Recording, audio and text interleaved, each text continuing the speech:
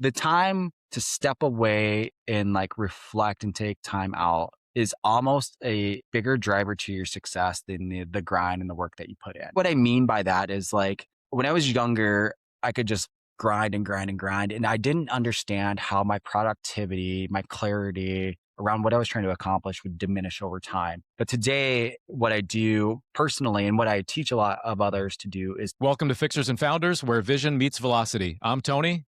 I'm Forrest. Today's guest, Corey Robinson, founder of Crossroads Operating Partners, a fractional COO firm helping early-stage companies get unstuck and scale on purpose. Before launching Crossroads, Corey spent years leading global EHS teams at John Deere and executing growth strategies in the franchise world. From safety systems to sales ops, Corey's built a reputation for making businesses run better, with less chaos and more clarity. Today, he's bringing that experience to founders, investors, and operators who know where they want to go, but need help building the machine that gets them there. If you're building systems, managing people, or scaling revenue, you're going to want to tune in. I'm Tony. I'm Forrest. This is Fixers and Founders. Let's get it done. You didn't start a business to put out fires, but here you are, holding the extinguisher. Business isn't theory, it's pressure, late nights, tight margins, the thing that keeps breaking no matter how many times you fix it. When the room's on fire, the amateurs shout, the pros stay calm. That's the Fixers and Founders way. Part discipline, part rebellion. We walk into broken systems, find the pulse, and make it run clean. Because calm isn't weakness. Calm is a strategy. We're operators, builders, problem solvers. Born from the grind.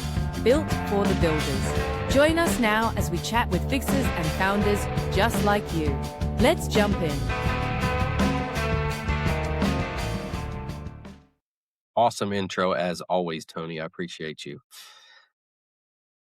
Corey, you made the leap from a Fortune 100 career in EHS to coaching founders and operating small businesses. What pulled you into this kind of work? Yeah, that's a really good question, Forrest. It was a long evolution. It wasn't necessarily jumping from a corporate career right into this. So it goes back to when I started investing in real estate. As I started to scale my real estate portfolio and my career was taking off, I had more disposable income. I was looking for better places to put my money.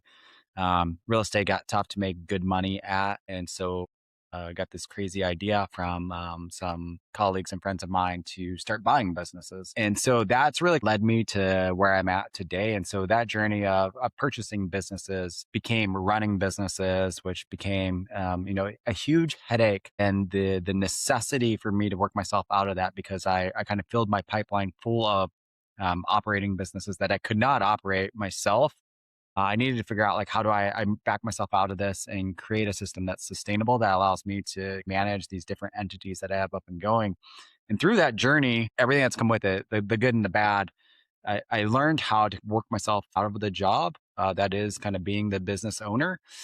And as I did that and got rid of some of my assets and things started to slow down, I started to ask the question, like, is this something, that I can transition to help other business owners and other founders and CEOs do? And then I started to, do research and link up with others and realize like there's this huge movement around kind of the fractional operations person. That sounded like a perfect fit for me because it's something that I really enjoyed doing, and it didn't come with all of the headache and the weight of like owning and operating your own business. I can just focus on helping founders and owners like solve their problems. Love the concept of working yourself out of a job. That is what I do with every one of my clients from the foundation. Love Just that. work myself out of a job. So Corey, great to have you here. World's biggest Slipknot fan. At Crossroads Operating Partners, you focus on systems that scale. What's the biggest operational blind spot you see most often in the businesses that you serve? Oh, man, like I think there's a couple of them. The biggest one is usually the founder and the CEO doesn't want to give up control and doesn't necessarily always see like the issues that they're creating, right? And to me, that's like one of the biggest parts. I think coming in as somebody that owns businesses and has been in that chair, like I have this unique opportunity to come in more on that partnership level and help them understand and see like how they're the bottleneck in the business.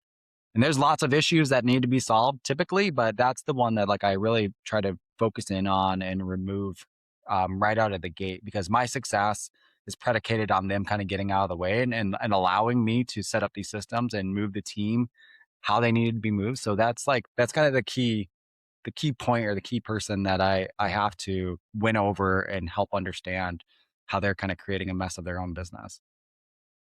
What are a couple tips that you can offer us, myself included, to how to best navigate those kinds of dicey relationships or conversations that you got to have? I think it's one, like, I don't go into it as the person that knows better, the expert, right? I come in as where your business is today and where you want to go is not necessarily the same thing. And you have to do something different in order to get there. And you brought me in because I am that something different, right? Like you did a good job. Like I try to recognize and build off of what they've already done and accomplished and not push that to the side. And I try to integrate into that as much as possible and then kind of build and expand upon that. And I think through that, right, that appreciation of what they've already done, because it's hard to build a business. It's not an easy thing to do. I think I build rapport, right? And I build trust through those conversations and that work and understanding and appreciating their processes and their system and their people. It gives me a little bit more freedom and I think bandwidth to go and do some of the things that maybe some other people in positions that I am in don't get to do. Awesome. That's a good word. You've talked about bridging the gap between revenue and delivery. Why do those two so often break down, and how do you connect the dots? Between revenue and delivery. Well, there's a couple of different things, right? So revenue is not all predicated on how we deliver whatever our goods or services are at, right? So some businesses can be really good at going out and driving revenue operations through their marketing, their advertising, their networking. And typically those are the kind of the founder CEO types that are really good at those things. But on the backside is the reality of like what's going to make a sustainable business, and that's operations, right? That's the client delivery or the delivery to the customer work that needs to be done. And I think that separating the two, like that's huge. Like you need somebody, the visionary, kind of helping push and drive that. And there are different personality types too, right? Like the analytical operations mindset is not the same as that visionary person who wants to go out and drive and network and talk and loves to engage and is super collaborative. So I think that how do you connect that dot? That dot is connected through systems, right? Like I think shared systems and shared rhythms are really important. And that's why things like the L10 and EOS kind of pair those together. You're allowed to kind of focus on the things that you're good at, but we're bring it all back together and connect and kind of move the business forward in a uniform manner, but everybody's kind of focused on what they're good at and what they should be driving rather than trying to have their hands in everything. Yeah, have you worked with any founders that are not necessarily good at revenue, but good at delivery? Um, no, typically it's, yeah. I mean, I've worked with some founders that are really good at revenue and are okay at delivery. Okay. Yeah. But I find that it's usually they're really good at going and hunting for revenue and, they're leaving it to somebody in operations just to kind of figure it out without kind of painting the picture, providing the vision or putting somebody in place that understands how to set up a system, right? I always tell them like anybody that has processes and systems in place, that's far better than somebody that's just winging it. The Amen. system doesn't have to be perfect. You just have to have something that's repeatable and somewhat transparent. Yeah. It's one of the problems I see all Talking the our time is language. companies that are founders that try to make the systems absolutely perfect. And you just got to have something in place to get started to build a framework on. Yeah. I tell people all the time, like, let's get 100%. it 70 or 80% of the way there. And then we'll figure out how to refine it as we work it, right? You'll find the bugs and you'll iterate and it'll get better. Was there one moment in particular, Corey, for you that made you realize you wanted to pivot from this corporate track to just building something of your own on this fractional side? Yeah, I think there's a few things. I think being an entrepreneur, right? I struggle with the bureaucracy that is big corporate America. I learned how to fit into it, but I never derived, I think, the value out of it that I needed. Right. So in corporate America, you're just kind of, I won't say a cog in the wheel because you can drive some value and you can derive some meaning. And I think that's why like I worked in safety for so long because there was some level of like purpose and meaning behind what I was doing. It was more than just collecting a paycheck. But you run into all the things that, big companies have, right? I mean, that make them big. And so I think the ability to like derive some purpose out of my work and use my skill set to help other people was really, I think, where like the dividing line came. Like it just became starkly clear that like this is much more purpose bound, and there's a lot more freedom tied to it, and a lot more say. Right, I'm kind of in control of my own destiny, and I think all of those things just resonated much more with me than kind of the corporate track. I could not have said it better myself or agree more with you. So, what did you do to get yourself mentally prepared to make that switch? Because obviously, the person I was meeting with earlier today is in the middle of trying to figure out that switch of switching from corporate America into being their own boss and driving their own, blazing their own trail. Yeah. Oh man, it was a long journey, right? So I mean, I have been in and out of corporate America a couple of times. So this like pivot now is really not the first go around.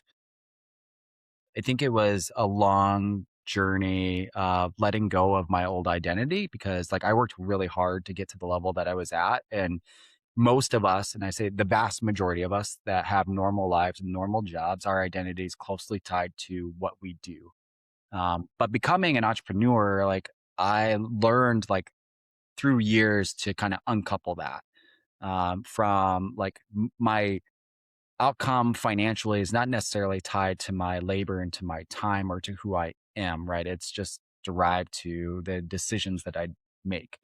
And I think over the course of time, like, and becoming part of groups that are in this space, I think talking like if somebody's coming new into this and talking to people like us that are doing it, that have stepped out and like you start to understand like what the mindset is, what you have to do, how to get comfortable with it, how to be okay with taking the risk, how to set up your finances. Um, and all of those things, I think, help people make those decisions. I don't know that there's any like one trick or one thing that it would resonate with everybody when they decide to make that jump. I think it's a very personal decision. And it's very much tied to who you are. And it's very much tied to what you want to do. And the beauty, I think, about what we do too is you can kind of step out there.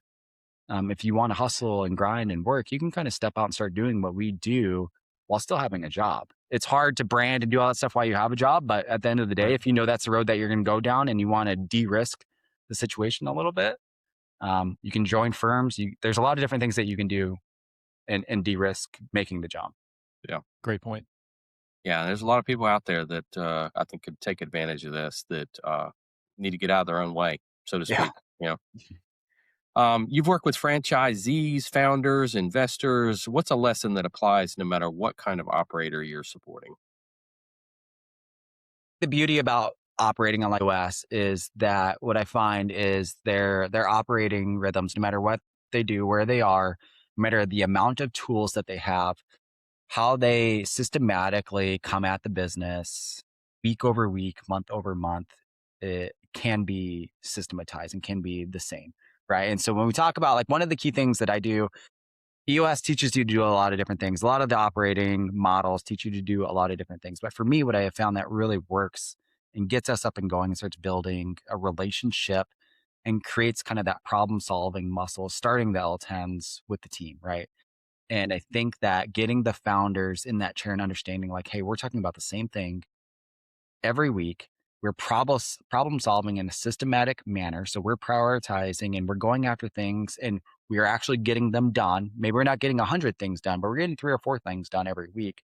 And those are coming off of our list. They start to see that like it actually works. So they get to see that kind of in motion. And I think for me that resonates with all founders, regardless of what industry they're in or what they do. They need some rhythm to how they're going to operate their business. And I think an L10 just gives us that. It's that one easy tool that we can set up that we need to meet and talk anyways, but it's very systematic in the way that we come at it. And I think the light bulb goes off for a lot of them, just seeing us run those meetings and like hold the team accountable and actually get something accomplished week over week. We're not talking about some damn spreadsheet or some finance problem again the following week. It's actually off our plate. We solved it and we're moving on to the next thing. That's great. Hey, Corey, what's one strategy or mindset that you've seen applied that helps people from not burning out in business? Yeah.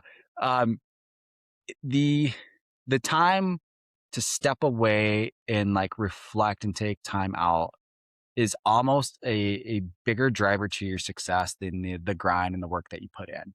And I think what I mean by that is like when I was younger, I could just grind and grind and grind. And I didn't understand how my productivity, my clarity around what I was trying to accomplish would diminish over time. But today, what I do personally and what I teach a lot of others to do is to really to block that time out and take that time out and step away from work, because a lot of things happen when you can put it down and forget about it for a few minutes.